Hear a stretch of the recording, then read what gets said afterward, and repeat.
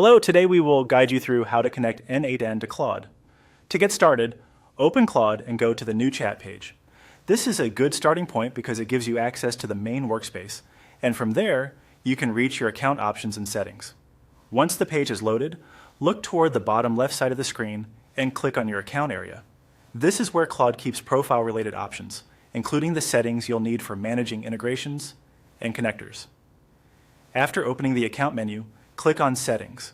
This will take you to the area where you can customize how Claude works and manage available features. Inside Settings, find and click on Connectors. The Connectors section is where you can link external tools and services so they can work alongside Claude. Once you're in the Connectors area, move to the top right and click Add. This opens the option to include a new connector in your Claude setup. From there, click Browse Connectors to view the available integrations.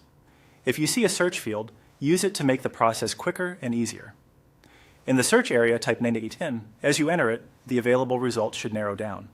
When you see n8n appear in the list, click on it to open the connector details. This step makes sure you're selecting the correct integration before moving forward. Next, click the Connect button, or any similar button that appears for starting the connection. After that, simply follow the on-screen procedure. The exact prompts may vary depending on your account setup or how the connector is currently configured, so take your time and read each screen carefully. In some cases, you may be asked to confirm permissions or review connection details before finishing. As a general tip, if the connector doesn't appear right away, double-check the spelling in the search field and make sure you're still in the connector's browsing window. If you're prompted with additional setup screens, continue through them as instructed until the connection is complete. And that's it. Once you've followed the on-screen connection process, n8n should be connected to Claude and ready to use.